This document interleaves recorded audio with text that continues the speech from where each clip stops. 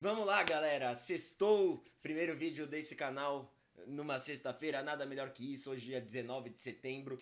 Eu sou o Lucas Henning, eu tô aqui criando esse canal para falar de futebol. Basicamente, eu faço faculdade de jornalismo na Casper Libero, aqui em São Paulo, e mais um apaixonado por esportes e principalmente o futebol. E esse canal vai ser pra gente comentar, eu trazer a minha opinião, vocês trazerem a opinião de vocês nos comentários e a gente vai sempre trabalhando junto, expondo seus pontos e suas opiniões sempre com respeito, claro. E para começar o vídeo de hoje, a gente tem algumas pautas aqui, alguns assuntos para tratar.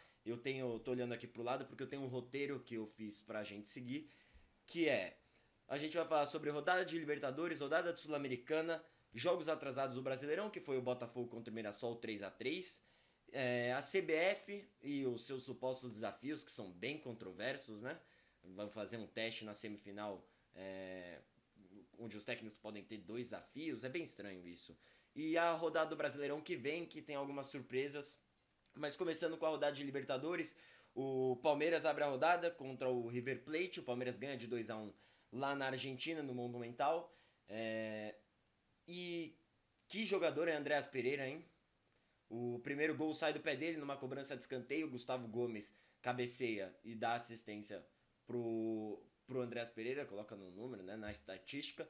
E que jogador é Andréas Pereira? Um jogador que pode fazer tanto a 8 quanto a 10 e cai como uma luva no time do Palmeiras, que não tinha um jogador reserva para a posição do Lucas Evangelista, não tinha se achado ali com 10, 100% titular, nem nada assim. Acho que agora achou. Ele muito provavelmente vai jogar como 10 no esquema do Abel Ferreira, e que é a posição que o Palmeiras mais precisava, já que o Veiga não vem tendo uma titularidade, não vem atravessando seu melhor momento. E agora dá muito mais espaço, dá muito mais profundidade pro elenco do Palmeiras, principalmente do meio campo para frente. O Andrés Pereira pode jogar em múltiplas posições e é um baita de um jogador, um investimento de 63 milhões de reais. E eu tenho certeza que vai valer cada centavo, vai chegar para ser facilmente top 5 do Brasileirão. Top 5 melhores jogadores do Brasileirão.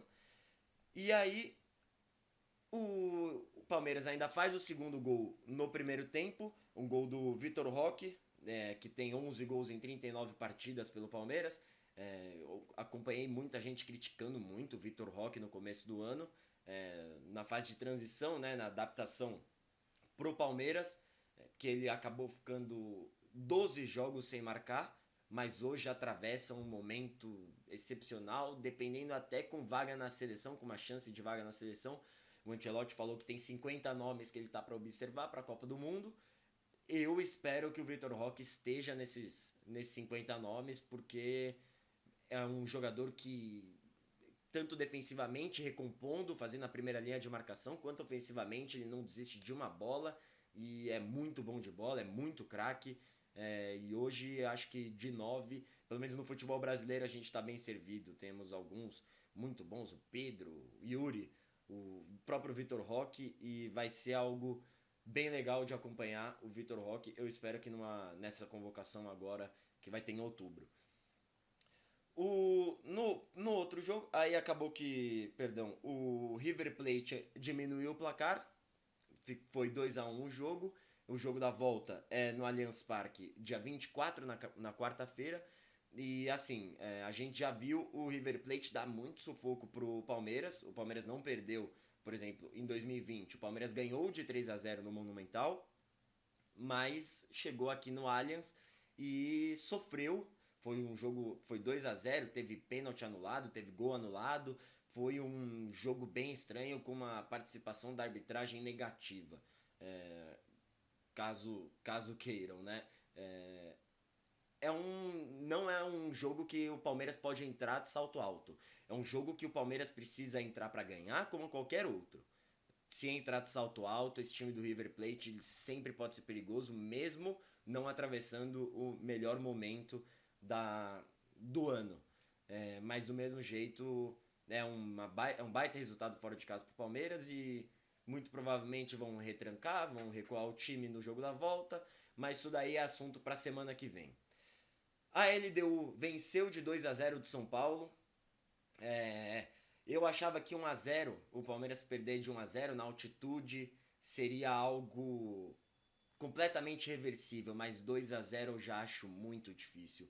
2-0 é um placar muito grande. A LDU, muito provavelmente, no jogo da volta, vai recompor todo o time e vão colocar 12 jogadores, se eles pudessem, né? Vão ser 11 jogadores na linha do gol para fazer o máximo de retranca possível, e eu acho muito complicado reverter esse placar.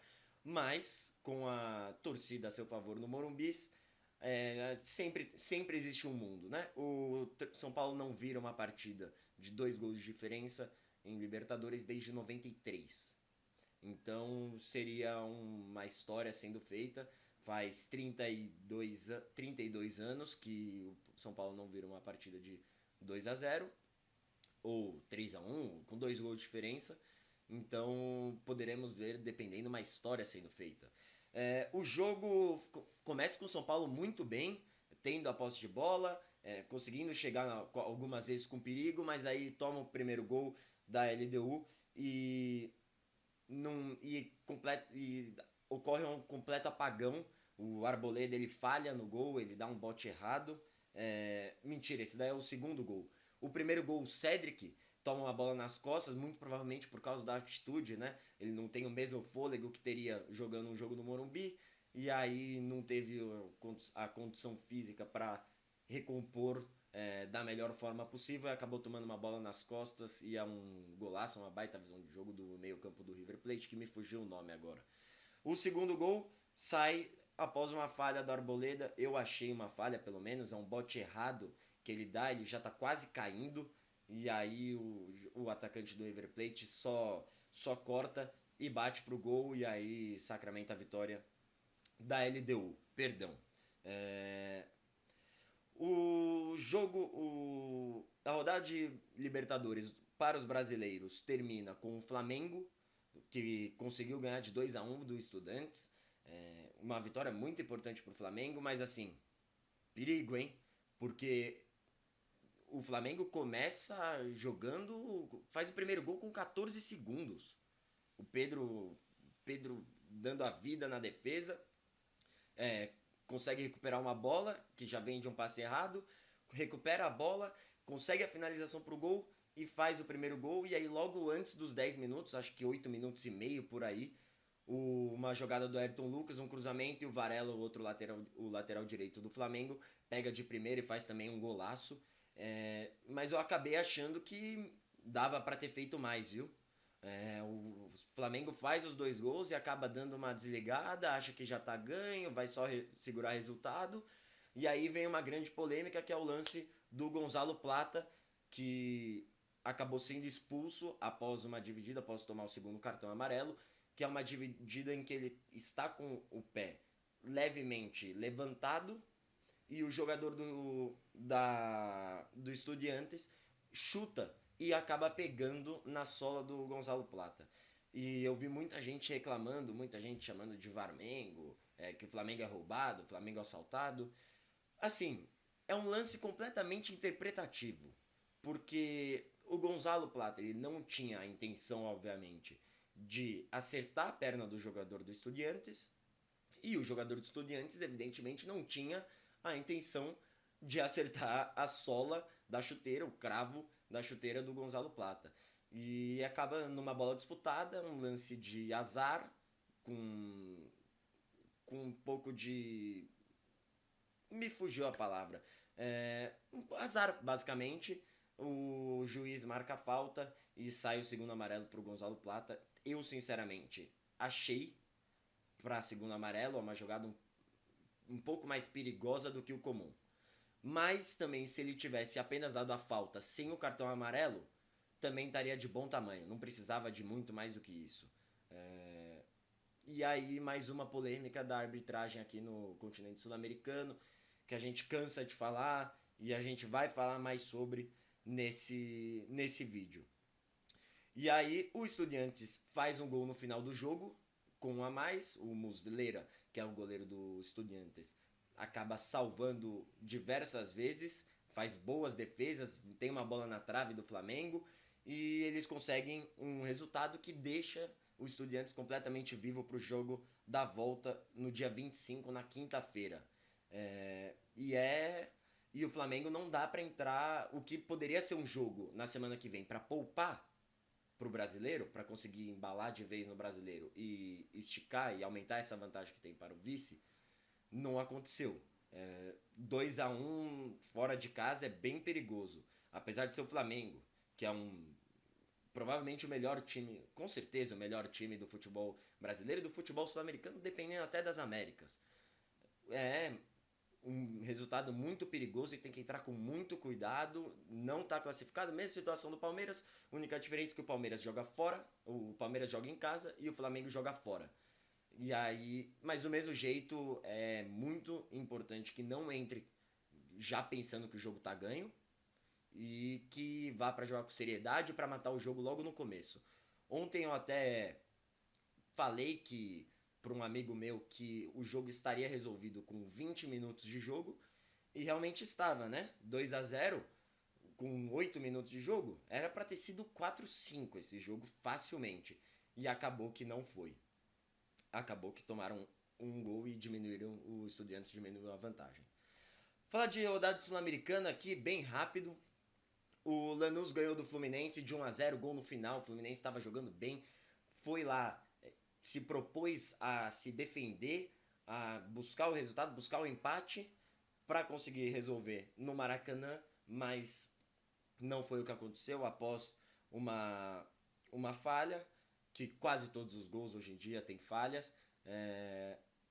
O Lanús leva o resultado positivo e vem para jogar em vantagem no Maracanã, e acredito que vai acontecer a mesma coisa, vão ser 11 jogadores na linha do gol, tentando impedir que o Fluminense saia jogando e por aí vai.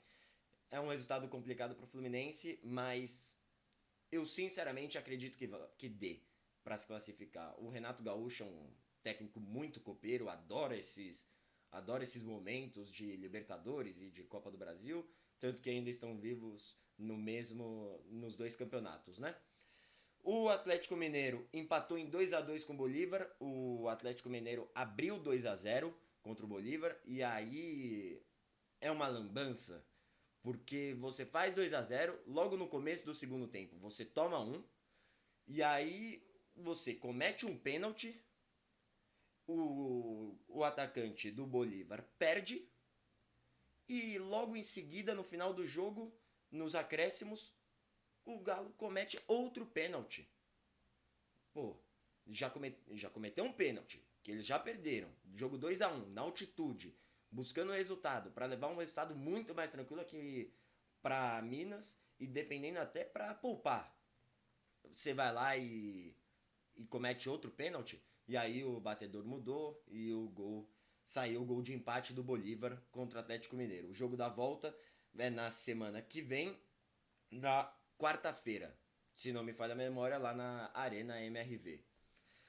O jogo atrasado do Brasileirão aconteceu na quarta-feira, Botafogo e Mirassol 3-3, que partidaça do Mirassol, apesar de ter tomado 3 gols, mas consegue empatar o jogo em 15 minutos, fez 3 gols em 15 minutos, e é só mais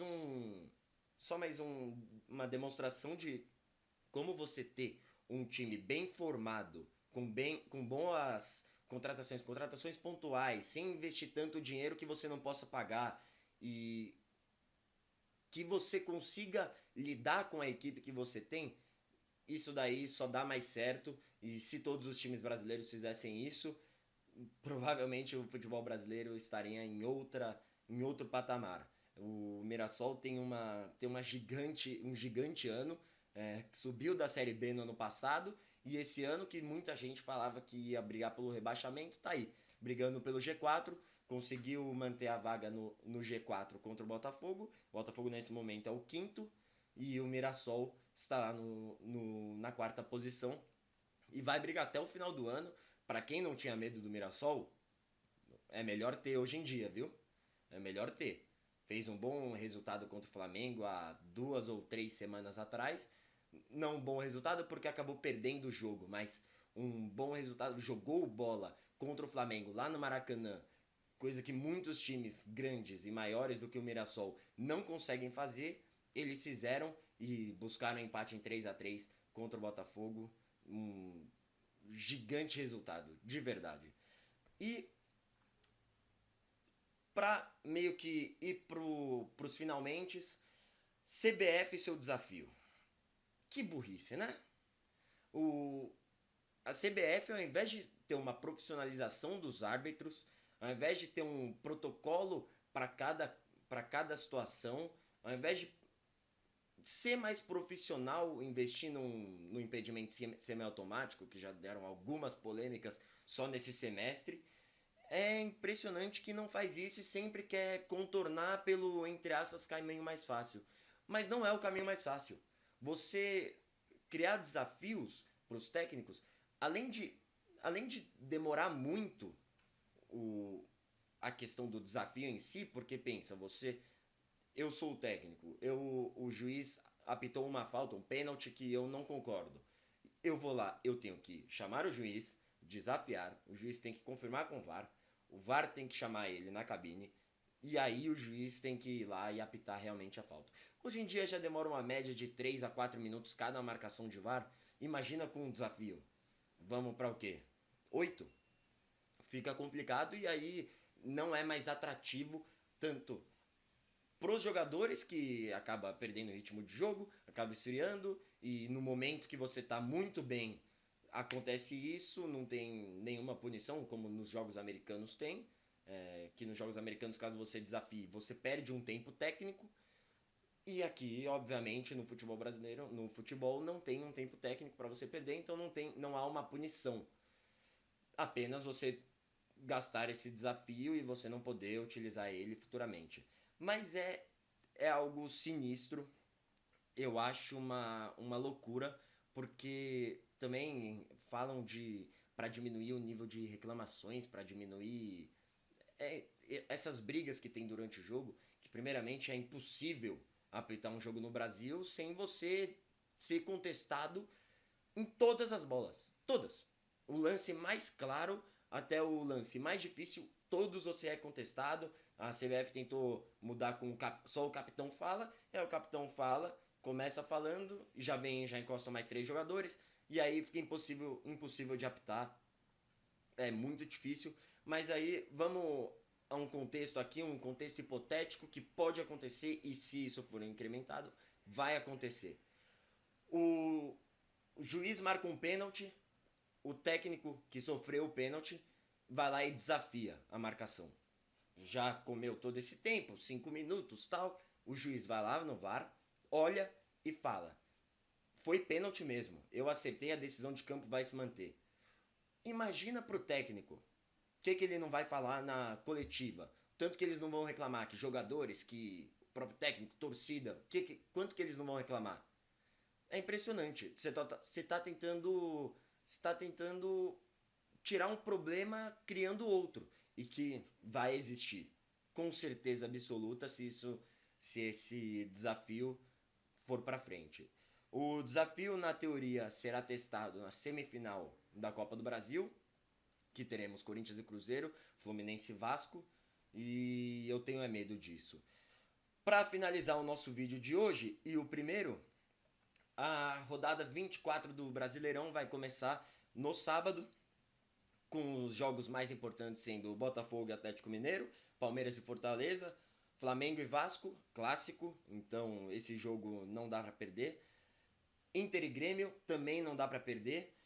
Sport e Corinthians, o Corinthians precisando de um resultado bom, aliás é o Sport que é o lanterna desse campeonato brasileiro, o Corinthians precisa de um bom resultado para também engrenar no Brasileirão e já tirar os seus perigos de rebaixamento, que a gente sempre sabe que o Corinthians pode o Corinthians pode estar o melhor possível, na melhor fase possível. Nunca é bom, porque sempre tem confusão política, confusão interna entre jogadores, confusão interna entre torcidas e investigação da Polícia Civil, é uma zona.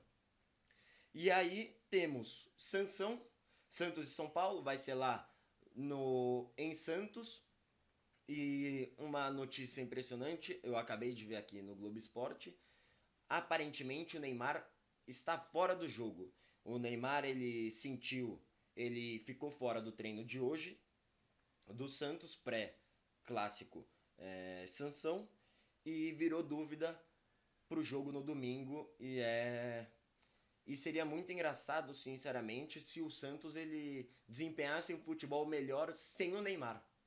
Porque algumas vezes está parecendo que o Neymar ele mais atrapalha do que ajuda. Claro que você tem o Neymar dentro de campo, o Neymar é um jogador que pode resolver qualquer jogo, pode ser Santos e Real Madrid, ele pode resolver qualquer jogo um lance. Mas nessa forma física, nesse ritmo de jogo e nesse comportamento dentro de campo, é muito complicado de defender. Tem muita gente ainda que defende a convocação dele a qualquer coisa, se ele tiver com uma perna para a seleção brasileira.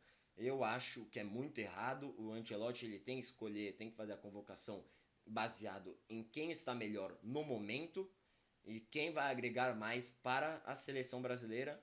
E hoje em dia o Neymar não vai agregar e é muito irregular. Ele fez 7 jogos seguidos, que foi uma marca que ele não fazia desde 2021. E esses 7 jogos seguidos ele teve um gol. Então, você falando do nível do Neymar pro Brasileirão, é impressionante e não tem como ficar depositando todas as fichas mais no Neymar, principalmente para a seleção brasileira. E o Santos, se tiver o Neymar bom e que faça um bom jogo, se não tiver, vai ser um jogo muito difícil, porque o São Paulo vem embalado. O time do Crespo tá muito bem e vem forte para esse final de temporada, brigando por Libertadores também. E aí, para finalizar a rodada, temos Cruzeiro e Red Bull Bragantino no domingo, lá em Minas. Também outro jogo que é um jogo dos desesperados pro Red Bull Bragantino, que não consegue pontuar a 7 rodadas, a 8 rodadas, se não me engano, que não tem uma vitória. E o Cruzeiro que briga pelo título, é uma briga direta entre Flamengo, Palmeiras e Cruzeiro. E precisa dessa vitória. O Cruzeiro joga em casa e tem jogadores muito bons e não tem o desgaste físico desse meio de semana, já que não está jogando nem Libertadores nem Sul-Americana. Esse foi o vídeo. Muito obrigado a você que acompanhou. Se você tiver gostado, espero que deixe seu like, que você se inscreva no canal, que ative o sininho para acompanhar todas as atualizações. Eu, na teoria, estou colocando vídeos aqui todos os dias às 6 da tarde, mas não é certeza ainda porque eu ainda tenho que conciliar com o horário da faculdade e não é tão simples porque eu faço um roteiro antes, eu pesquiso os jogos, mas na teoria todos os dias, 6 horas da tarde, de segunda a segunda. E vamos por mais. Espero que esse seja o primeiro de muitos vídeos. Muito obrigado a você que ficou aqui, a você que assistiu. Valeu!